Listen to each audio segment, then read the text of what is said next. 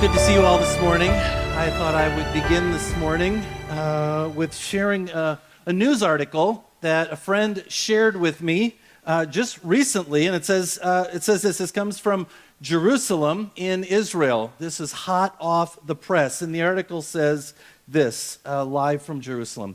On the eve of the annual celebration of the resurrection of Jesus of Nazareth, the 1 million inhabitants of this city were shocked by the announcement that a body as identified as that of Jesus was found in a long neglected tomb just outside the boundary of the city. Rumors had been circulating last week that a very important discovery was about to be announced. The news, however, far outstrips our wildest guesses. The initial reaction of Christians here and around the world has been one of astonishment, bewilderment, and defensive disbelief. We will have to wait and see just what the effect this discovery will have on a 2,000-year-old religion.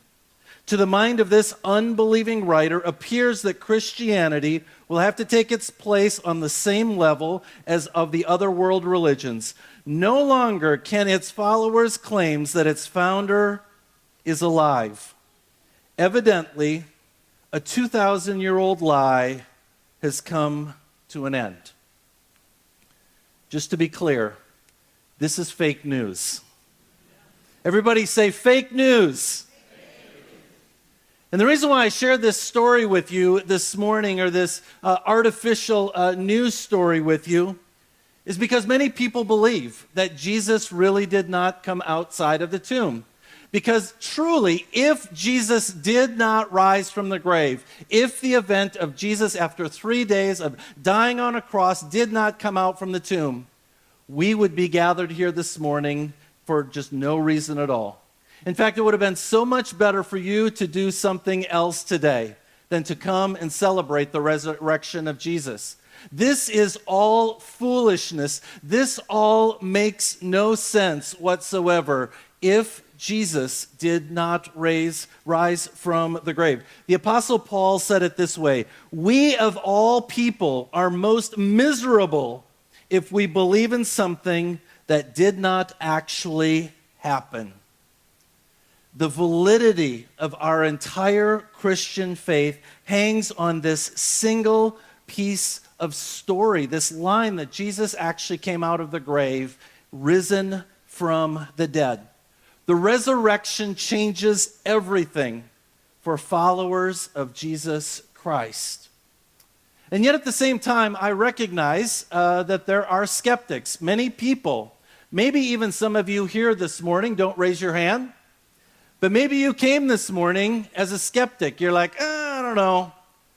I like that newspaper article at the beginning. Some of you were like leaning in when I was reading that declaration that it's all a lie, that it's all a farce. And I understand why many people are skeptical, and maybe you're skeptical, and maybe you've got good reasons for being skeptical. And so this morning, I thought we would spend a little bit of time kind of juxtaposing, kind of comparing if Jesus rose or if he did not. And so the picture, the image I want to give you this morning is the enclosed tomb, that there are the stone is still in front of the tomb. Maybe that's the way you came this morning, and maybe that's the way you think about Easter resurrection is, what's all the noise about? He's still in the tomb. So I'm calling this sermon 3 Stones, or 3 objections to the resurrection.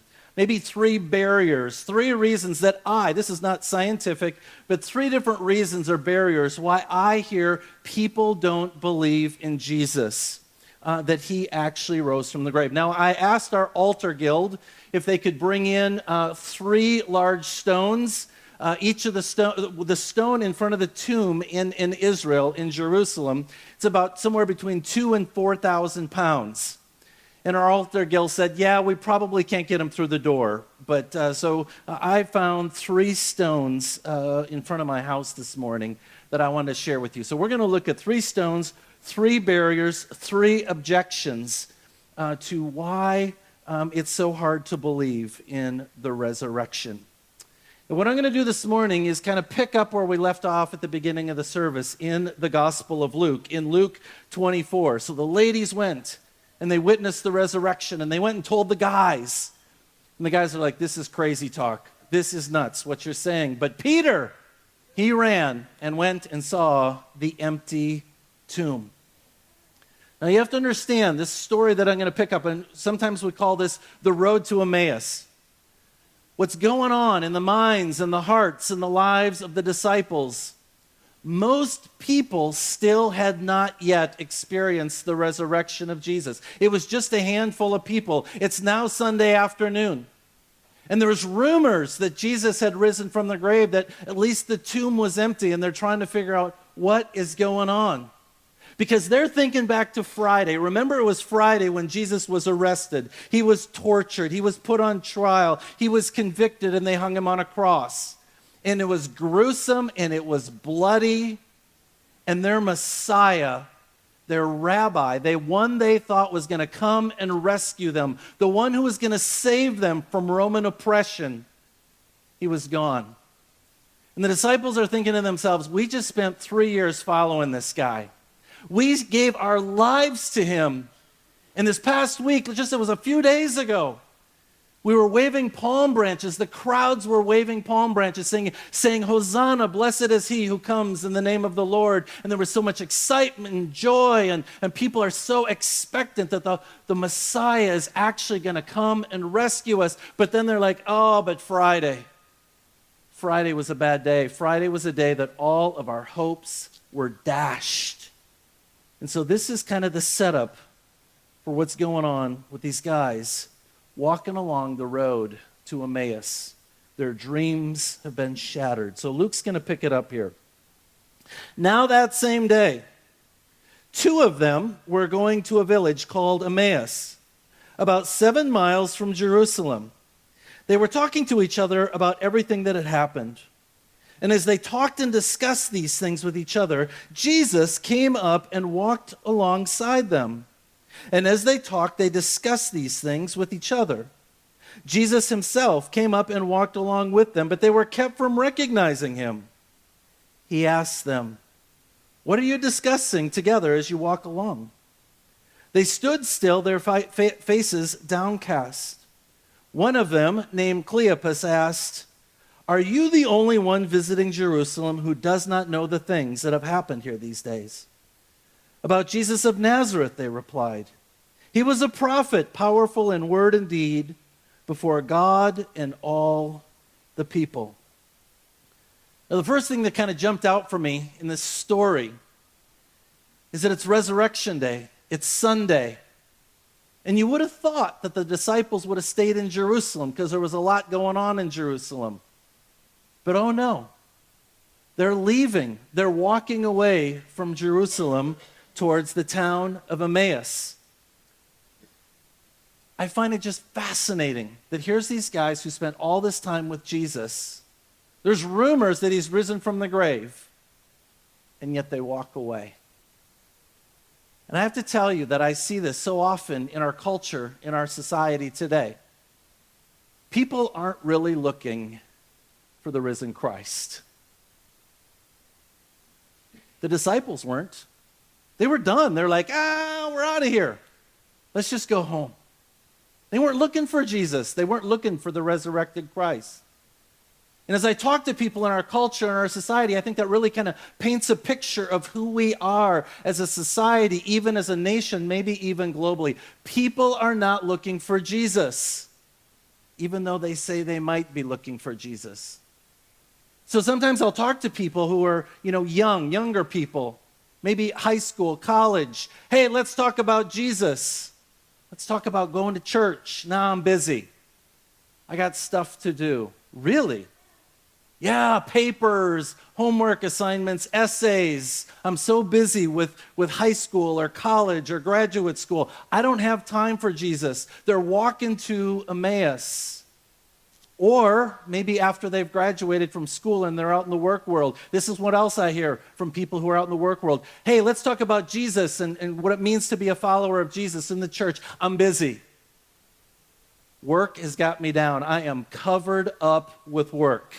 I don't have time for Jesus. I don't have time for the church. I don't have time to consider who Jesus was and who Jesus is. Or a couple years go along and you got some kids. Hey, let's talk about Jesus. No, we're busy with sports. We don't have time to go to church. Lots of activities. Go, go, go, go. We're not looking for Jesus. We're busy. Then after the kids grow up, hey, let's talk about Jesus. No. Busy. Got some traveling to do. Yard work. Too much going on in my life. And it continues on. And sometimes I talk to even retired people and they tell me, I'm busier more than ever. I'm like, really? Too busy for Jesus? I'm just busy. Going, going, going.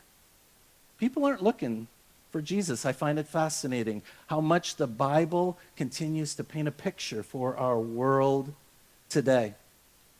And sometimes I'll come up to some of you and I'll say, hey, how you doing? Oh, I'm so busy.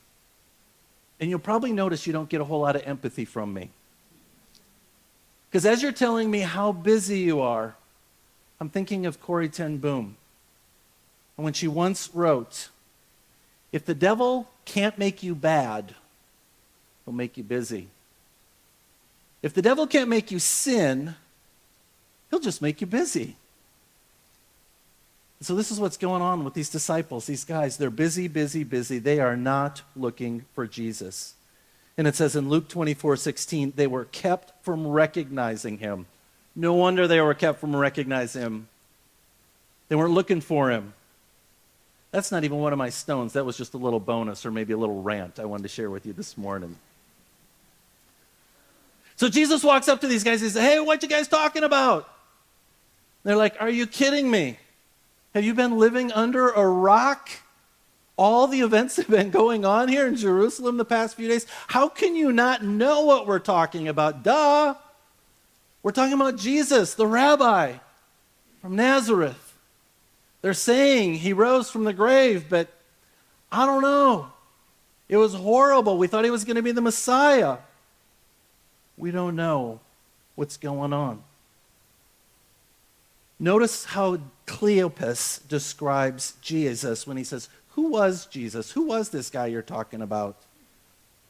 He says he was a prophet, powerful in word and deed before God and all the people. Isn't that interesting? So the first rock or the first barrier that I hear from so many people is Jesus doesn't meet me on my terms.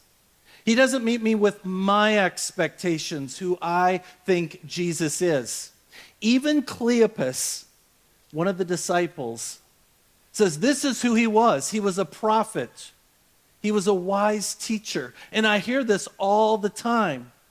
People describe Jesus as a prophet or a wise teacher. This is not how Jesus described himself. I think back to when Jesus was having a conversation with his disciples a little time ago. They're up near Caesarea Philippi, and they're having this conversation, and Jesus looks at his disciples and says, hey, who do people say I am? And they throw out all sorts of answers. And Peter, who always speaks, and he always speaks often and loud, and he's a little bit obnoxious, he's like, I know who you are. You are the Messiah, the Son of the living God.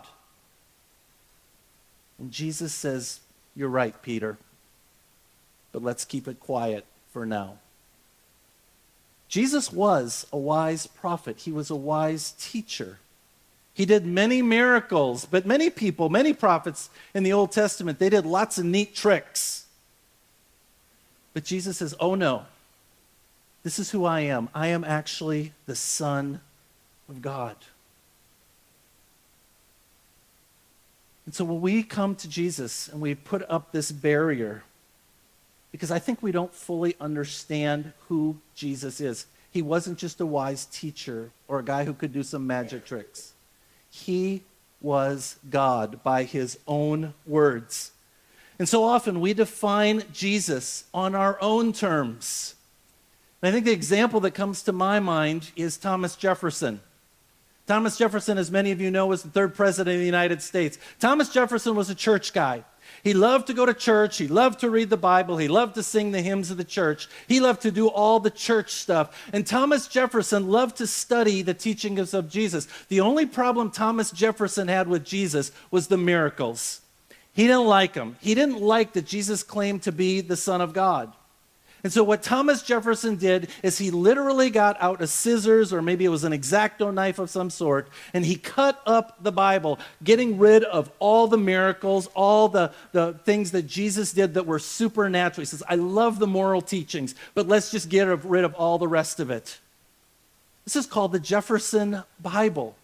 That is a real thing, and I think that image, that story, so perfectly reflects how many of us, we put up a barrier and we say, I like the moral teachings of Jesus. Get rid of the miracles. Get rid of the resurrection. You know how Jefferson's Bible ends? That on that day they rolled a stone in front of the tomb and they walked away. Boom, that's it. Jesus was deader than a doornail. Game over. Let's move on.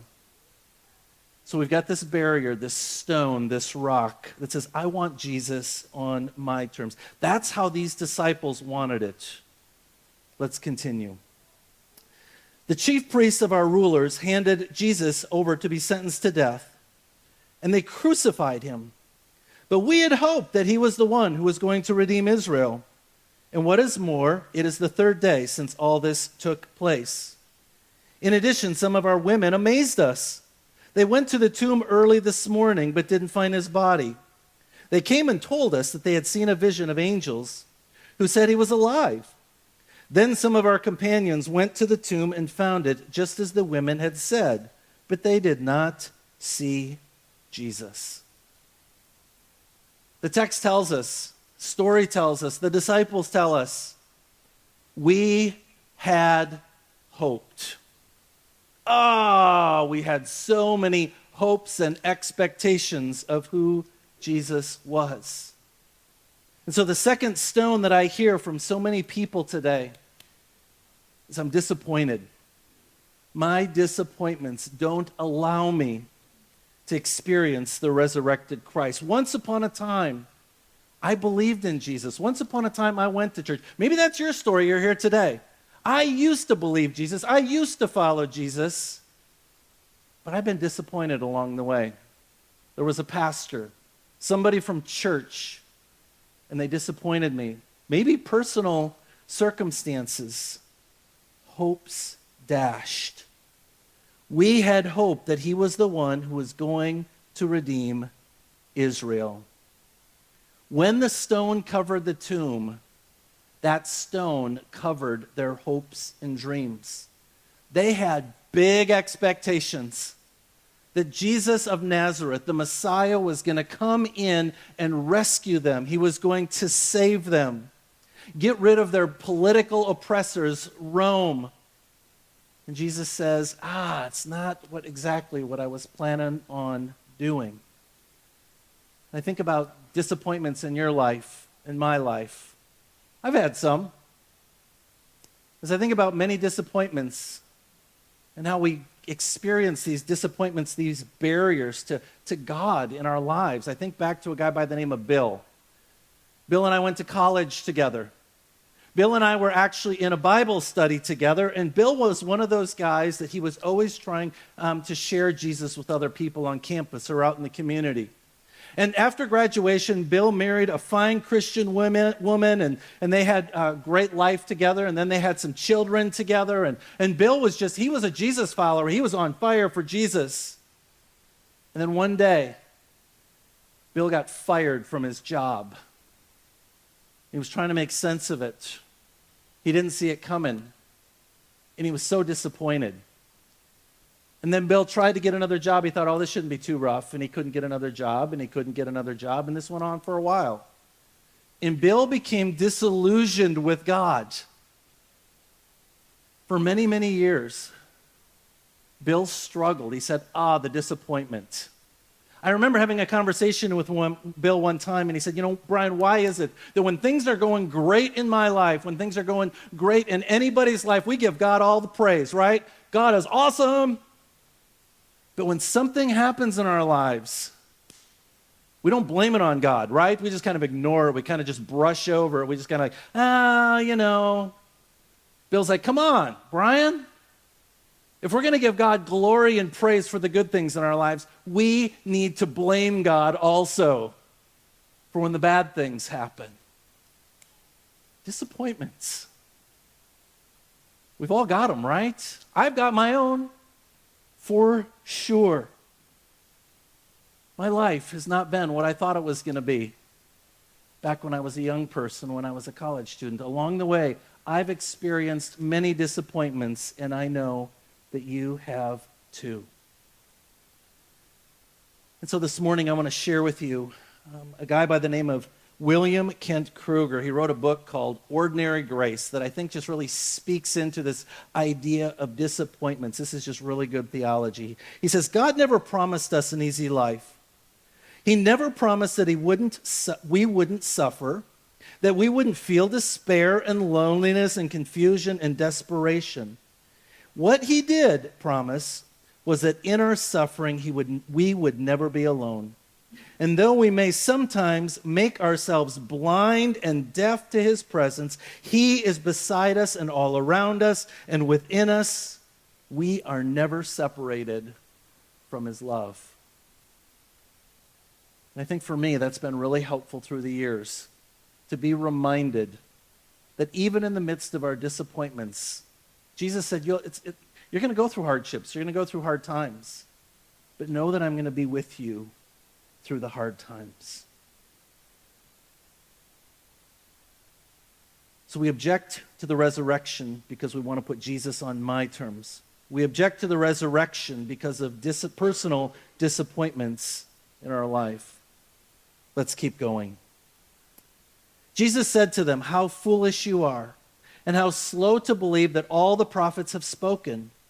Did not the Messiah have to suffer these things and enter into his glory? And beginning with Moses and all the prophets, Jesus explained to them what was said in all the scriptures concerning himself. Now, as I'm reading that, I'm thinking, I would have loved to have been at that Bible study. Jesus says, hey, wouldn't you like to go to a Bible study that Jesus is leading? It's like, hey, let me tell you about the Old Testament, beginning with the very beginning with Abraham, and how all the Old Testament points forward to the Messiah. The entire Old Testament points toward me. This is what Jesus is saying, is he's just like, all right, break open your Bibles, guys. We're going to have a Bible study. I'm like, that would be an awesome Bible study. He says, guys, it was necessary, it was essential that the Messiah, the Son of God, must die. And so the third stone or expectation this morning is our small expectations. We oftentimes think too little of God. We just want all the good stuff of God. And what Jesus says is there's so much more, and I've got so much bigger plans for you. See, their small expectations of those disciples on that day is we just want you to get rid of the Romans. Just get rid of the bad guys and usher in the new golden era. Put David back on the throne, the Messiah, the eternal king, and it's all going to be good. And Jesus says that's not how it's going to work. I'm not just about your political future. I am about your spiritual future. You're not going to just be freed from political slavery. I want to free you from spiritually so that for all of eternity, you can walk around regardless of who's on the throne. You can hold your head and say, I am free because of what Jesus has done for me.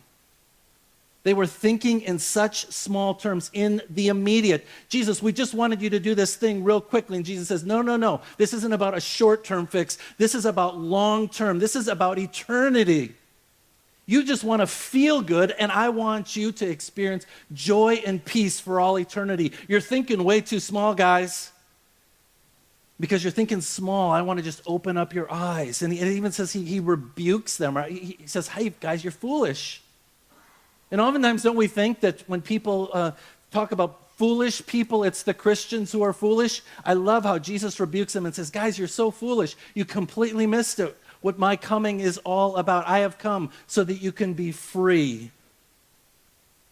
And I just want to ask maybe some of you skeptics here this morning or online, I wonder if your expectations for Jesus and who he is are maybe too small. Are you just looking for the short-term fix, the feel-good moment?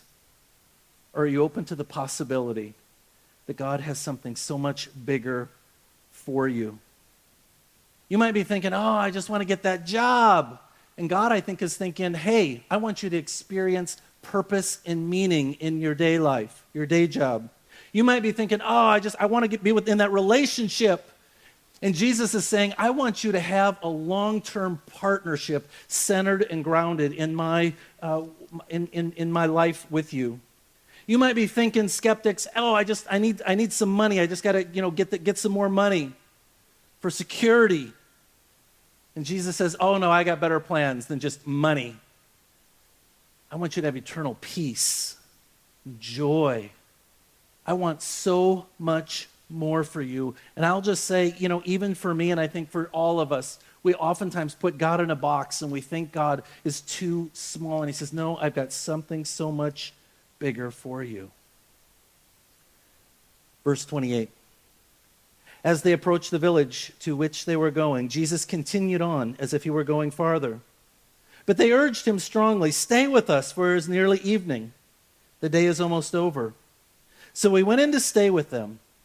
When he was at the table with them, he took bread, gave thanks, broke it, and began to give it to them. Then their eyes were opened, and they recognized him, and he disappeared from their sight. They asked each other, were not our hearts burning with us while he was talked with us on the road and opened the scriptures to us? They got up and returned at once to Jerusalem. There they found the 11 and those with them assembled together, saying, it's true, the Lord has risen and has appeared to Simon. Then the two of them told what happened on the way and how Jesus was recognized by them when he broke the bread. I love how this story on the road to Emmaus, Jesus breaks the bread and all of a sudden it's just like their eyes are opened and they see Jesus for the first time. I mean, I think we can all agree this is a miracle. And I think the truth is, anytime someone casts aside a stone, a barrier in their life of why they can't follow and believe in Jesus, it's a miracle. I think it's always the work of God to open our eyes to see this miracle. So they run back to Jerusalem. They do a U-turn. Remember, they're almost to Emmaus. They turn around, they race back to Jerusalem like, guys, it's true. We saw the resurrected Christ. It's a miracle. The tomb is empty. There's this joy, this peace, and this overwhelming sense of what God is up to in their lives and in the world.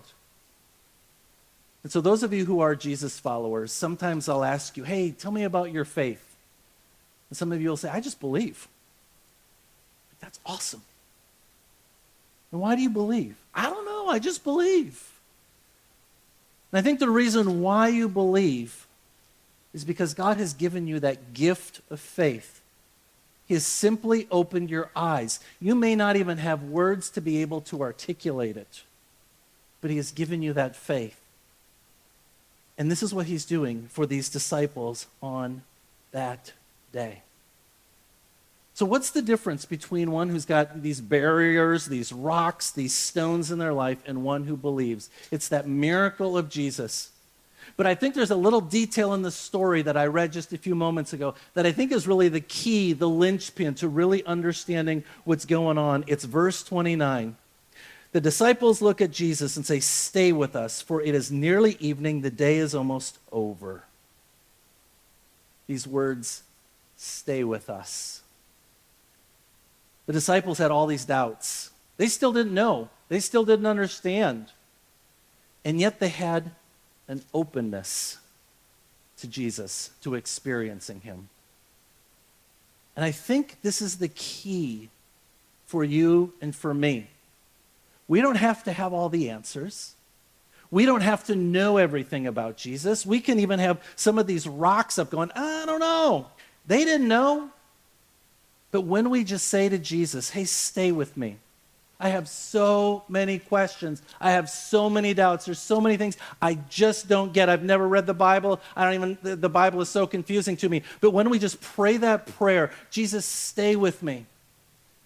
I think in that moment, Jesus can perform a miracle. And for those of you who've been following Jesus a long time, I think that's our prayer too. Jesus, just stay with me. Jesus, just stay with me. Tomorrow when I get up, Jesus, just stay with me. And I think when all of us pray that prayer, God can roll back the stones of doubt and wonder in our lives. And we might just declare, Jesus is risen. Let us pray.